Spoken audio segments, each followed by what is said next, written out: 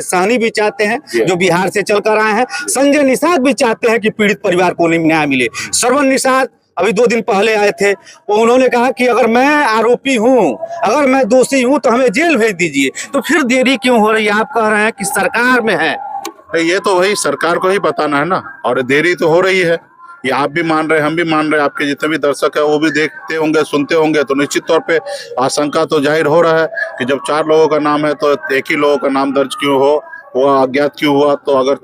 तो इसमें सरकार बच रही है, हमें लग रही है। और हम उम्मीद करते हैं कि सरकार ना ही किसी को फंसाए ना किसी को बचाए, यही अभी हम उम्मीद कर सकते हैं।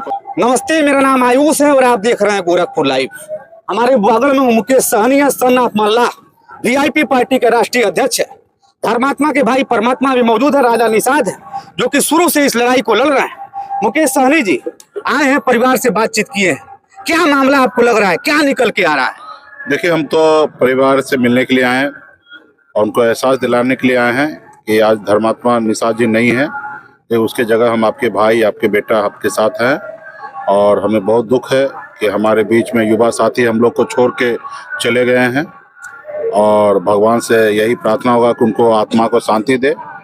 और जिस हिसाब से जो घटना हुआ है, जिस कारण से उन्होंने अपने आत्मा को ख़त्म किए हैं, तो उससे और उंगली जो उठ रही है तो निश्चित तौर पे सरकार की ओर उठ रही है।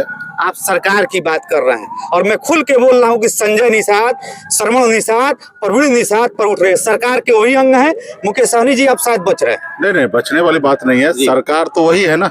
डॉक्टर संजय निषाद जी भी तो सरकारें हैं। और सरकार, हम ब्रॉड सोचे ना, उसमें योगी जी भी आ रहे हैं, क्योंकि सरकार के लोग अगर हैं और उनके ऊपर नाम आ रहा है तो निश्चित तौर पे सरकार को कटघरे में लाने की आवश्यकता है। और इसमें तो हम संजय निषाद जी को क्या, हम सरकार को देखना है, योगी जी को देखना है कि हम न्याय दे या ना दे। तो हम योगी जी से ही आग्रह करते हैं कि भाई आप देख रहे हैं 4 लोगों का नाम है, उसमें से उसी नाम में से एक आदमी के नाम पे आप केस दर्ज करते हैं, 3 लोगों का नाम नहीं लिखते हैं, अगर और अज्ञात कर देते हैं, तो इससे अच्छा 4 लोगों का अज्ञात कर देना चाहिए। मुझे लगता है कि ये मामला दबाव का हो गया, एक व्यक्ति को निश्चित तौर पर दबाव हो रही है और कहीं ना कहीं अपने लोगों को बचाने वाली राजनीति हो रही है।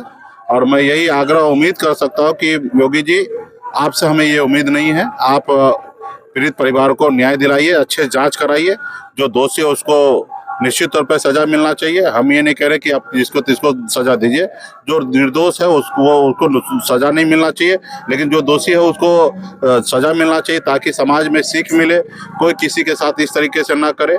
तो यही सब आग्रह योगी जी से करते हैं। सरकार को जितना हो सकता है, भारत सरकार, राज्य सरकार, हम सबको चिट्ठी लिखेंगे, विपक्ष को लेटर लिखेंगे और हम उम्मीद करते हैं कि इसको पीड़ित परिवार को न्याय मिले और परिवार को न्याय मिले। मुकेश सहनी भी चाहते हैं जो बिहार से चलकर आए हैं। संजय निषाद भी चाहते हैं कि पीड़ित परिवार को न्याय मिले। श्रवण निषाद अभी 2 दिन पहले आए थे, उन्होंने कहा कि अगर मैं आरोपी हूं, अगर मैं दोषी हूं तो हमें जेल भेज दीजिए। तो फिर देरी क्यों हो रही है? आप कह रहे हैं कि सरकार में है, ये तो वही सरकार को ही बताना है ना। और देरी तो हो रही है, ये आप भी मान रहे हैं, हम भी मान रहे हैं, आपके जितने भी दर्शक है वो भी देखते होंगे, सुनते होंगे। तो निश्चित तौर पे आशंका तो जाहिर हो रहा है कि जब 4 लोगों का नाम है तो एक ही लोगों का नाम दर्ज क्यों हो, वो अज्ञात क्यों हुआ। तो इसमें सरकार बच रही है, हमें लग रही है। और हम उम्मीद करते हैं कि सरकार ना ही किसी को फंसाए ना किसी को बचाए, यही अभी हम उम्मीद कर सकते हैं। विपक्ष के धरने पर बैठने की बात की है संजय निषाद के साथ।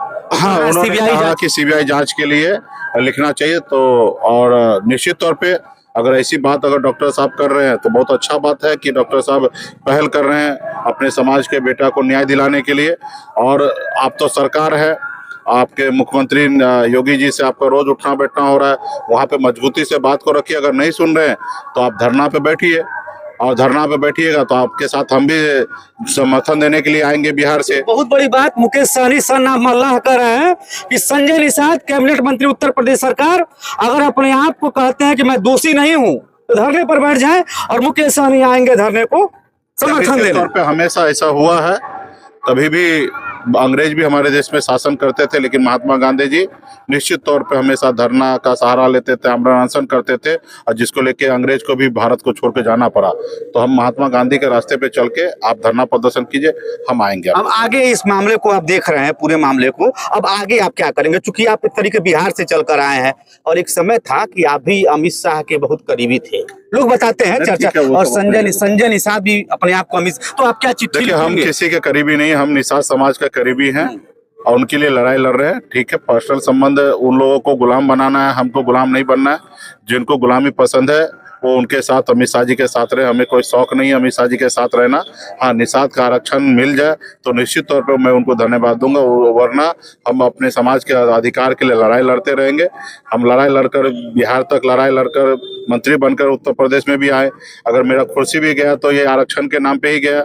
हमारे विधायक भी वो इसी वजह से लिए, जब वो उत्तर प्रदेश में 50 जगह के लड़े, और अभी बिहार में चुनाव के बाद 2022 में पुनः फिर मजबूती से उत्तर प्रदेश में हम लोग काम करेंगे। तो आप चिट्ठी लिखेंगे? आप जरूर जरूर चिट्ठी लिखिए। चिट्ठी लिखेंगे। ये मुकेश सहनी थे, इनका साफ कहना है कि हम जो है योगी सरकार से लेके केंद्र के मोदी सरकार तक चिट्ठी लिखेंगे अगर धर्मात्मा को न्याय नहीं मिलता है तो।